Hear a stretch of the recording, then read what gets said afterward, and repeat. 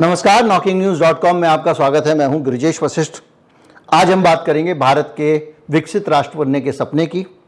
पिछले 10 साल में अर्थव्यवस्था की क्या स्थिति रही है, पिछले 10 सालों में हम कितना आगे बढ़े हैं, कितना पीछे गए हैं, भारत में बेरोजगारी की वजह क्या है, भारत क्यों आगे नहीं बढ़ रहा है और क्यों भारत हर जगह मात खा रहा है, क्यों भारत ने बड़े बड़े मौके गंवा दिए और अपने यहां पर बेरोजगारी दूर कर सकता था, नहीं कर पाया। बहुत सारे सेक्टर में भारत ग्रो कर सकता था, भारत नहीं कर पाया। इस पे बात करेंगे। वर्ल्ड बैंक की एक रिपोर्ट आई है जिसमें बड़ी सारी तफसील से बातें बताई गई हैं इस देश की सरकार के बारे में, सरकार के कैरेक्टर के बारे में और मोदी सरकार के काम करने के स्टाइल के बारे में। कहीं मत जाइए, चैनल को सब्सक्राइब कर लीजिए। मैं अभी हाजिर होता हूं।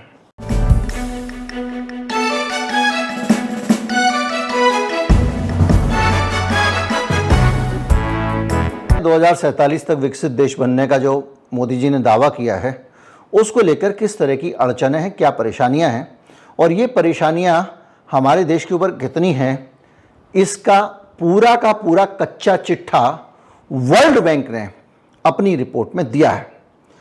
अब वर्ल्ड बैंक ने क्या कहा है? वर्ल्ड बैंक ने कहा कि भारत की जो हिस्सेदारी है, वो जो वैश्विक निर्यात है, उसमें 10% भी नहीं है, 0.9% है।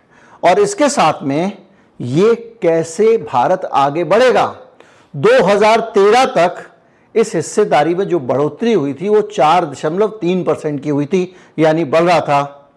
लेकिन 2022 में ये बढ़ोतरी 3.5% हो गई, यानी अब हम पीछे हो गए हैं। किससे पीछे हो गए हैं? बांग्लादेश और वियतनाम जैसे दो देश जो हैं वो आगे निकल गए हैं और उनका हिस्सा 5.1% और 5.9% हो गया। यानी भारत से आगे बांग्लादेश और वियतनाम निकले, ये वर्ल्ड बैंक कह रहा है। वर्ल्ड बैंक ये कह रहा है कि बड़ी संख्या में हमारे यहाँ पे नौकरियों में दिक्कत हो गई है। और कौन सी नौकरियां कम हो गई हैं? ऐसी नौकरियां जो मैन्युफैक्चरिंग सेक्टर की नौकरियां हैं, वो नौकरियां जिनके अंदर इंसान कुछ उत्पादन करेगा और उससे उसकी तरक्की होगी। वर्ल्ड बैंक कह रहा है कि ये गिरावट नौकरियों में इसके बावजूद आई है कि भारत के पास सुनहरा मौका था कि वो अपने यहां पे रोजगार पैदा कर सकता। अब आप देखिए, 2 करोड़ रोजगार देने की बात करने वाली सरकार ने रोजगार पैदा करने का मौका गंवाया, ये वर्ल्ड बैंक कह रहा है। कैसे गंवाया, ये सुनिए। चीन ने क्या किया कि उसके यहां पर मजदूरों की कमी हो रही थी, तो जो लेबर इंटेंस प्रोडक्ट थे उनको अपने यहां से उसने बनाना बंद कर दिया। लेबर इंटेंस प्रोडक्ट क्या होते हैं? ऐसे प्रोडक्ट जिसमें ज़्यादा आदमियों की ज़रूरत पड़ती है, क्योंकि उसके यहाँ बेरोजगारी माइनस में हो रही थी। लोगों को ओवर टाइम कराना पड़ा था, 9-9, 10-10 घंटे लोगों से काम कराते थे, खून पीते थे। मैंने इस पर पूरा वीडियो बनाया था। उसके बाद चीन ने क्या किया कि अपने यहाँ से नौकरियां ख़त्म कर दी, ऐसी नौकरियां जिसमें ज़्यादा आदमियों की ज़रूरत पड़ती है। भारत के पास मौका था उस दौरान, ये मैं नहीं कह रहा हूं, विश्व बैंक कह रहा है कि भारत के पास उस दौरान मौका था कि वो अपने यहां वो लेबर इंटेंस वाली इंडस्ट्री थी उसको ले आता, ऐसे उद्योग को ले आता जो उद्योग यहां पर रोजगार पैदा करते हैं। लेकिन भारत अपने दूसरे विजन में रहता है। फोकस होना चाहिए। हम बनाएंगे माइक्रोचिप, जिसमें वर्ल्ड बैंक कह रहा है भारत में मोटा पैसा इन्वेस्ट करना पड़ रहा है, सरकार को बहुत सारे पैसे देने पड़ रहे हैं, सब्सिडी देनी पड़ रही है माइक्रोचिप पे, बन के दे नहीं रही है। माइक्रो प्रोसेसर जिसको कहते हैं आप, बन के जिसको आईसी वाईसी कहते हैं आप, बन के दे नहीं रही है। पैसा खूब सारा घुस रहा है और वर्ल्ड बैंक का कहना है कि ये ऐसा इंडस्ट्री है जिसके अंदर नौकरी रोजगार पैदा नहीं होने वाले हैं, वो तो सब रोबोट से होता है, कुछ आदमी रख जाएंगे। तो उसके अंदर सरकार पैसे खर्च कर रही है क्योंकि उसको लेकर हम महान बन सकते हैं। बेरोजगारी क्या होती है? एक मैं फिल्म देख रहा था, किसी भले आदमी ने बनाई, आजकल यूट्यूब पे लोग बनाते हैं, छोटी सी फिल्म थी। उसमें बताया गया था कि एक आदमी की नौकरी चली जाती है तो कैसे उसकी पत्नी कपड़े सिलती है, कैसे उसका पति उसकी मदद करता है, कैसे उसके बच्चे उसकी मदद करते हैं और किसी तरह से उनका घर चलता है। उस फिल्म में पूरी तफसील से वो दर्द दिखाई देता है जो बेरोजगारी के कारण होता है। और उस दर्द को हम सब समझते हैं कि अगर सरकार, अब तो विश्व बैंक भी कह रहा है कि सरकार चाहती तो लोगों का कम कर सकते थे। खैर, नौकरियों में गिरावट की बात कही है। इसके साथ साथ ये कहा गया है कि जो लेबर इंसेंटिव सेक्टर है उसमें भारत में नुकसान हुआ है। सोचिए, चीन जिस काम को बंद कर रहा था उससे हमको ज्यादा बिक्री बढ़नी चाहिए थी, लेकिन नुकसान हुआ। जैसे कि कपड़ा, चमड़ा, ज्वेलरी और समुद्री उत्पाद, इस तरह के सेक्टर जहां पर ज्यादा आदमियों की जरूरत पड़ती है जिसके उत्पादन में, वो 2018 के मुकाबले 12% कम हो गया हमारे यहां। उस काम से कमाई। उधर सूरत में हीरे के व्यापारी परेशान हैं। अलग अलग जगहों से खबरें आ रही हैं कि जो लेबर इंटेंस वाले काम हैं उसमें धंधे में गिरावट आ रही है, यानी माल बन नहीं रहा है। उधर से निर्मला सीतारमण कह रही हैं हम एजुकेशन का देश, दुनिया को एजुकेशन का वो बना देंगे, दुनिया की राजधानी बना देंगे, हम यहाँ पे इतनी मेडिकल कॉलेज खोल देंगे। अरे भैया, तुम्हारे बच्चे मेडिकल कॉलेज की पढ़ाई करने बांग्लादेश जा रहे हैं। बांग्लादेश में बच्चे जा रहे हैं। अभी हाल में तनाव हुआ था, बांग्लादेश से बुलाया गया था बच्चों को बचाने के लिए। यह हाल है। और बात यह है कि हिंदुस्तान में एजुकेशन की अपॉर्चुनिटी कम होने के बावजूद इतनी एजुकेशन भरी पड़ी है। कोटा, एलन कोटा, ये वो फला एजुकेशन इंस्टीट्यूट खुले हुए हैं, IAS PCS। लेकिन उन इंस्टीट्यूट से जो बच्चे निकल रहे हैं, जो आपने आदमी तैयार किए हैं किसी फैक्ट्री के पुर्जे के तौर पे, उनके लिए फैक्ट्री नहीं है। उन पुर्जों को फिट कहां करोगे? तो जो लेबर इंटेंसिव इंडस्ट्री है, गारमेंट है, लेदर है, वो बांग्लादेश जा रही है भाई, वियतनाम जा रही है। यहां तक कि यूरोप के कई देशों में लेबर इंटेंस इंडस्ट्री जो है बढ़ गई। मैं नहीं कह रहा हूं, वर्ल्ड बैंक की रिपोर्ट है। और हमारे यहां घट गई, क्योंकि हमारे यहां हम बैठ के आराम से नीरव मुरली बजा रहा था। इसको कोई मतलब नहीं था देश कहां जाए, इसको पता था मेरा प्रचार। इसको जब सरकार को यह भरोसा रहता है, माफ कीजिएगा बहुत आलोचना ऐसी हो जाती है, लेकिन सरकार को भरोसा रहता है कि हम प्रचार के बगैर ही चल जाएंगे, तो फिर वो काम नहीं करती है। वो दिखाई दे रहा है। इसके साथ साथ उसने कहा कि जो इकोनॉमिक ग्रोथ है वो भारत की अभी भी ठीक दिखाई दे रही है। अब यहां बड़ा सवाल लगता है, भारत की इकोनॉमिक ग्रोथ हो कैसे रही है? कारखाने हैं नहीं जो नौकरी दे सकें, सेल गिर रही है चीजों की। अभी फिर से दोबारा से ऑटोमोबाइल डीलर्स का स्टेटमेंट आया है कि तमाम सारी छूट डिस्काउंट देने के बावजूद अगस्त के महीने में उनकी इन्वेंट्री फिर बढ़ गई। यानी उनके पास में अभी भी माल पड़ा हुआ है। नए नए मॉडल आ रहे हैं, लॉन्च हो रहे हैं, और पुरानी कारें बिक नहीं रही हैं। तब नहीं बिक रही हैं जबकि उन्होंने 1.5 लाख रुपए के डिस्काउंट ऑफर किए। अभी फिर उनका स्टेटमेंट आया है। डीलरों के पैसे फंसे पड़े हों वो अलग कहानी है, लेकिन ये बिक्री नहीं हो रही है, ये तो हम देख रहे हैं ना। तो अगर फैक्ट्री नहीं चल रही है, लोगों को रोजगार भी नहीं मिल रहा है, बिक्री भी नहीं बढ़ रही है, तो भैया GDP कैसे बढ़ रही है? ये आंकड़े कहां से? मुझे इसमें वो एक पिछले दिनों हमारे कॉमर्स मिनिस्टर एक बयान दे रहे थे, उसमें राजीव कुमार जो हैं नीति आयोग के, उनकी तारीफ करते हुए उन्होंने कहा कि आंकड़ों के उस्ताद हैं, ये स्टैटिस्टिक्स के खिलाड़ी हैं। क्या सरकार और नीति आयोग आंकड़ों का खेल कर रहे हैं?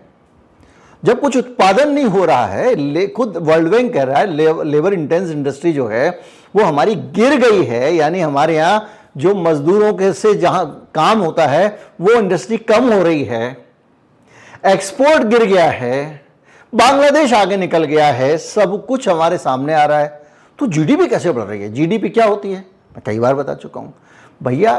पूरे देश में मिला के हर जगह जितना प्रोड्यूस किया जाए, जितना उत्पादन किया जाए, जितनी पैदा की जाए, पैदाइश की जाए, कुछ बनाया जाए, ठोक के मशीन पुर्जे जितना भी बनता है, वो सब जब मिल जाता है तो वो प्रोडक्शन कहलाता है। और वो प्रोडक्शन की लगातार जो रेट बढ़ती है, पहले कल आपने 1 लाख रुपए का किया था पूरे देश ने, आज 1,02,000 का किया, तो 2% GDP की ग्रोथ रेट आ गई। तो ये कह रहे हैं 7.2% के हिसाब से बढ़ेगी। तो कैसे बढ़ेगी भाई? जब हर जगह गिरावट बता रहे हो आप, जिन चीजों से बढ़नी चाहिए वहां बता रहे हो कि वो चल नहीं रहा है, और GDP बढ़ेगी। ये अपने आप में बहुत सारी दिक्कतें, और उसमें एक चीज़ और भी कही है जो बहुत अहम है, बहुत इम्पॉर्टेंट है, इसमें समझने का भी है। ये कहलाती है global value chain, GVC। World bank ये कह रहा है कि GVC में भारत को अपनी हिस्सेदारी बढ़ानी चाहिए। अब ये क्या होता है GVC? और ये GVC में हिस्सेदारी नहीं बढ़ाना नीति संबंधी कमी है भारत सरकार की, पॉलिसी पैरालिसिस है। ये वर्ल्ड बैंक कह रहा है, मैं नहीं कह रहा हूं।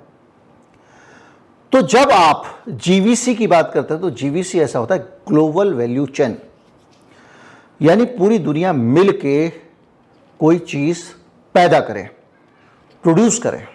जैसे आप एक कार खरीदते हैं, पता चल रहा है उस कार का एक पुर्जा बन रहा है, मान लीजिए कि उसका इंजन बन रहा है कोरिया में, उसके टायर बन रहे हैं चीन में, उसका कुछ और बन रहा है कहीं और, पेंट बन रहा है कहीं और, असेंबल हो रही है कहीं और। तो एक ये पूरी ग्लोबल वैल्यू चेन हो गई जिसमें दिखाई दे रहा है कि भैया चीन में टायर अच्छे मिल सकते हैं तो चीन से ले लेंगे, सस्ते पड़ते हैं। कोरिया से इंजन अच्छा मिल जाएगा, जर्मनी से और फाइन टेक्नोलॉजी मिल जाएगी, तो मिला जुला के आप काम करो। तो भारत सरकार की पॉलिसी इसमें कहाँ ले आती है, इसको समझिए। जब आप ग्लोबल वैल्यू चेन की बात करते हैं तो आपको उन देशों के साथ व्यापारिक संबंधों को अच्छा बनाना पड़ता है जहां पर आपका माल ठिकाने लग सके। यानी आपका यहां से कत्था, मान लीजिए कोई एक कंपनी, एक कोई भी उदाहरण ले लीजिए, चमड़ा मान लीजिए, अगर आपका चमड़ा कहीं पे खप रहा है, जैसे हमारे यहाँ का बीफ जाता है ना, तो वो तो कंज्यूम हो जाता है, लेकिन वो वैल्यू चेन नहीं है प्रोडक्शन की। लेकिन आपने चमड़ा है मान लीजिए, अब आप बीफ पैदा करते हो, चमड़ा भी बहुत निकलता है। अब आपका चमड़ा मान लीजिए विदेशों में जा रहा है, तो जब चमड़ा आपका विदेशों में जा रहा है तो ऐसे देश जो जूते बनाते हैं उनके साथ में अगर आपके समझौते होंगे, फ्री ट्रेड एग्रीमेंट होगा, तो वहां का जो व्यापारी है वो कहेगा बॉस भारत से चमड़ा उठा लो, टैक्स नहीं लगेगा, सस्ता पड़ेगा, तो आपका माल वहां बिकेगा और यहां चमड़ा बनाने वाले को नौकरी मिल जाएगी, लेदर इंडस्ट्री ग्रो कर जाएगी। तो वर्ल्ड बैंक कह रहा है कि भैया ग्लोबल वैल्यू चेन आपकी जो है ना, इस पे पॉलिसीज को लेकर बड़ी सारी दिक्कतें हैं, और ग्लोबल वैल्यू चेन जो है उसमें हिस्सेदारी नीति संबंधी बाधाओं और अन्य सीमाओं के कारण कम हो गई है। ग्लोबल वैल्यू चेन में हमारी हिस्सेदारी, हमारा पार्टिसिपेशन कम हो गया है, और विश्व बैंक का मानना है कि भारत को व्यापार लागत कम करनी चाहिए और निर्यात बढ़ाने के लिए रणनीतिक योजनाएं बनानी चाहिए। अब इसका असर क्या होता है? यह रिपोर्ट कह रही है कि भारत से माल बाहर नहीं जा रहा है, बाहर से ज्यादा आ रहा है। तो हम कहेंगे हम कैसे माल लें? तो यह क्या होता है कि जब माल बाहर ज्यादा जाता है हमारा और बाहर से कम आता है तो क्या होता है, रुपए की पूछ बढ़ती है, क्योंकि बाहर से लोग माल खरीदेंगे, उनको रुपया चाहिए होगा, तो डॉलर सस्ता हो जाएगा। और उसका उल्टा हुआ, हमारा माल बाहर कम जा रहा है, बाहर का माल ज्यादा आ रहा है, तो क्या होगा, डॉलर की जरूरत ज्यादा पड़ेगी। तो हमारे लोग क्या करेंगे, डॉलर खरीदेंगे एक्सचेंज में जाके रुपए से। डॉलर खरीदेंगे तो डॉलर महंगा होगा, तो डॉलर का जो दाम है वो 84 रुपए बस पहुंच नहीं पाला है, करीब करीब पहुंच गया। इतिहास का सबसे ज्यादा रेट डॉलर का हो चुका है, आज की बात बता रहा हूं आपको। यानी 84 रुपए में कुछ पैसे कम है डॉलर। तब क्या होगा, इससे क्या पता लगता है? इससे पता लगता है कि मेरा डॉलर अगर महंगा हो रहा है, इसका मतलब हमको डॉलर की जरूरत ज्यादा पड़ रही है रुपए के मुकाबले, यानी हम चीजों को इंपोर्ट ज्यादा कर रहे हैं और बाहर नहीं भेज रहे हैं। क्योंकि अगर हम चीजों को बाहर भेजेंगे तो वहां का व्यापारी यहां से जो माल मंगाएगा उसको यहां से माल रुपए में खरीदने के लिए डॉलर को रुपए से एक्सचेंज करना पड़ेगा। कितना रुपया जो है वो खरीदा है, अपना छापा हुआ रुपया आरबीआई ने खरीदा है नाक बचाने के लिए, कि डॉलर देके रुपया खरीदो ताकि रुपए का दाम थोड़ा ऊंचा रहे, कोई ये ना कह सके कि भारत का रुपया जो है वो गिर गया। जैसे मैंने बताया 84 रुपए का हो गया, लेकिन बात यह है 84 का डॉलर होने का फायदा भी तो है। $1 खर्च करेगा विदेशी आदमी, उसको 84 रुपए का माल मिलेगा यहां से, तो उसका फायदा भी है और उससे हमारा एक्सपोर्ट भी बढ़ सकता है, इकोनॉमी बढ़ सकती है। लेकिन वहां पे किसी की नाक आगे आ गई। नाक आगे आ गई तो डॉलर दे दे के रुपया खरीदा गया। अपना ही छापा हुआ रुपया, जिस आरबीआई ने छापा वही रुपया खरीद रही है एक्सचेंज में जाके डॉलर दे दे के। ये भी हमने देखा है। तो बहरहाल ये जो इकोनॉमी की कंडीशन है, जो वर्ल्ड बैंक की रिपोर्ट कह रही है, ये हमारे सामने है। और ये कंडीशन बताती है कि बहुत ज़्यादा अच्छे तरीके से भी इस तरह से चलते रहे तो विकसित देश बनना तो भूल जाओ, बेरोजगारी रिकॉर्ड स्तर पे पहुंचने वाली है, रोटी के लाले पड़ जाएंगे। नीतियां सरकार को बदलनी चाहिए। और मेरी राय है, और ये विपक्ष को भी राय है, भैया देश अपना है, मदद करो। अगर उनके पास टैलेंट नहीं है, उनके पास लोग नहीं है, आप अपनी तरफ से लोगों को आगे बढ़ के बोलो। और सरकार को भी चाहिए कि जब आपको आपकी विचारधारा और आपकी जो इकोसिस्टम के लोग नहीं मिल रहे हैं, तो जहां जो विद्वान लोग हैं उनका इस्तेमाल देश हित में करो। देश बड़ा है, आपकी राजनीति छोटी है। और यही तरीका है इस समय इस देश को बचाने का। हिस्ट्री वाले से आरबीआई चलवानी पड़ रही है इसलिए क्योंकि आपके खुद के रखा हुआ जिस आदमी ने नोटबंदी की थी, उर्जित पटेल तक प्रोफेशनल कारणों से, जिन्हें निजी कारण कहा गया, आरबीआई छोड़ के चला गया। नमस्कार, जय हिंद।